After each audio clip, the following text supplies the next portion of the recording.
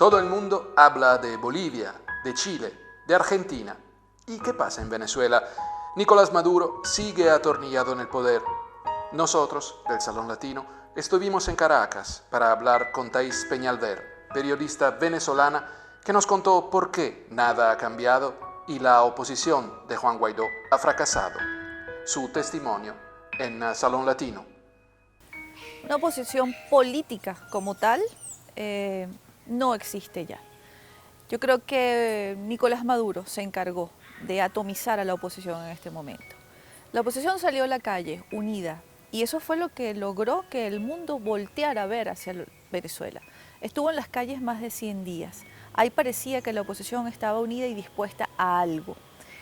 Hubo muchas fallas. La calle sola aniquila al oponente o aniquila al dirigente político que está en la calle. Esa calle necesita un complemento político desde el único poder legítimo que tiene Venezuela, que es la Asamblea Nacional. Cuando los venezolanos vieron que morían muchas personas, cuando el régimen salió a convertir bombas lacrimógenas en armas mortales, murieron jóvenes, murieron todo tipo de personas que salían a la calle sin distingos de color político o de clase social. Eso sembró miedo, miedo dentro del chavismo. Llegó un momento en ese momento en que el miedo era lo que unía al chavismo y era también lo que estaba prácticamente desmontando a lo que era la oposición. Llegó la calle a su fin y convocan inmediatamente a las elecciones a gobernadores. Eran unas elecciones que estaban pautadas por la Constitución de Venezuela para diciembre del 2016 y que el régimen de Nicolás Maduro ni el CNE intentaron ni siquiera celebrar. Cuando llaman a esas elecciones y una parte de la oposición salta a las calles a decir que sí van a esas elecciones de gobernadores que no eran regionales, porque las elecciones regionales que contempla la Constitución incluyen a los consejos legislativos para poder formar gobierno al gobernador cuando sea elegido, pues entonces nace un desánimo. La oposición, la gente que estaba animada, se siente defraudada, se siente traicionada y cae como un manto la desesperanza en los venezolanos. Ese es el momento en el que Nicolás Maduro aprovecha para convocar esas elecciones. Igual hizo con estas elecciones municipales. En medio de unas negociaciones, un diálogo, en medio de la frustración del pueblo de Venezuela, convoca unas elecciones municipales y entonces la oposición, con una actitud incoherente, decide no participar a lo que es el poder municipal, el poder político al que aspira todo partido político, el poder donde se mueven las masas, donde se mueven las bases de los partidos. Decidieron no asistir, decidieron apostar a la abstención, pero sin un plan alternativo, sin una estrategia. Hoy en día Nicolás Maduro tiene todas las gobernaciones, tiene todos los municipios, todas las alcaldías a nivel nacional y se prepara en medio de la indignación de los venezolanos a convocar seguramente a unas elecciones presidenciales acordadas en las negociaciones en República Dominicana, supuestamente influenciados por Francia, por la comunidad internacional y por un grupo de cancilleres de América Latina. Nicolás Maduro va avanzando y la oposición venezolana en este momento queda absolutamente desasistida y casi ni siquiera con piso ni con oportunidades, ni de apostar a las presidenciales.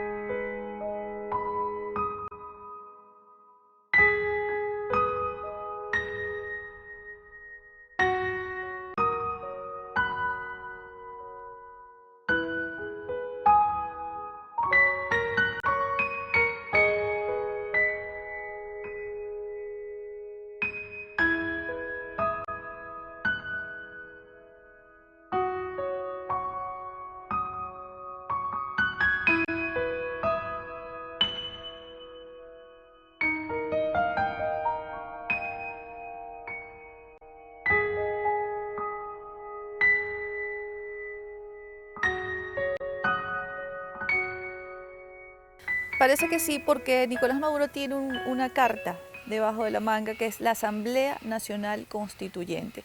Fíjese cómo la presidenta de esa Asamblea Nacional Constituyente, que fue convocada, elegida e instalada violando más de 60 artículos de la Constitución y todos los derechos políticos de los venezolanos, está sentada en la mesa de negociaciones en este momento en República Dominicana. La presidenta de esa Asamblea Nacional Constituyente, que se ha impuesto por encima de la Constitución, que se ha impuesto por encima de la Asamblea Nacional, que es el único poder legítimo que tenemos, está allí tomando decisiones en las negociaciones. Eso es lo que va a activar Nicolás Maduro cuando terminen las negociaciones y cuando se vayan los cancilleres y cuando el mundo ya deje de ver a Venezuela. Eso es lo que viene para nuestro país.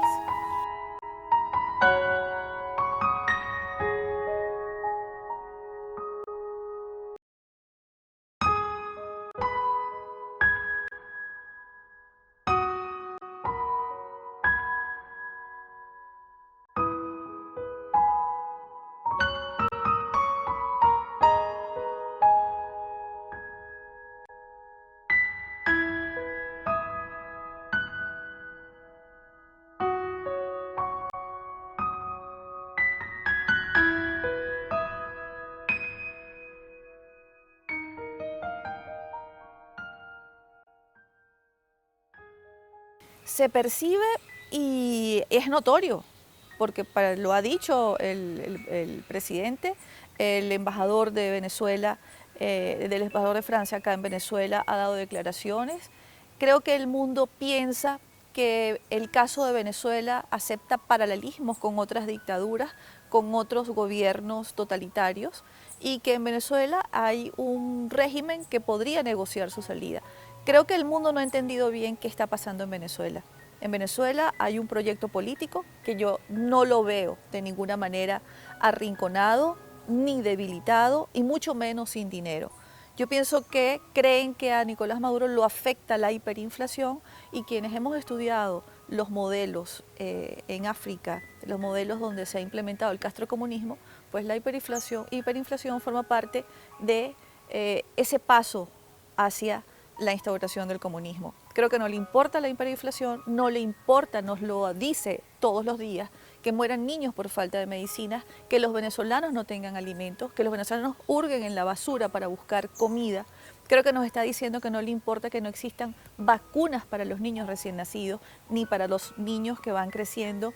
Creo que nos está diciendo claramente que no le importa en los altos índices de desnutrición infantil que hay en Venezuela, que es algo gravísimo y es un drama que estamos viviendo, pero eso no lo capta ni la comunidad internacional ni la oposición que está sentándose a negociar algo con un régimen que va viento en popa a tomar por asalto Venezuela y no pretende regresarla a las manos de los demócratas nunca más.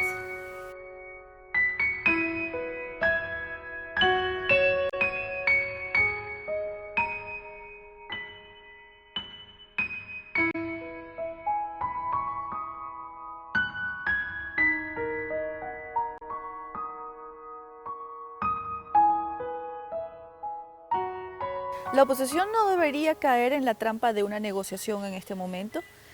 Entendemos que la salida no puede ser por vía electoral mientras Nicolás Maduro tenga el control del Consejo Nacional Electoral, de su estructura, tanto externa como interna.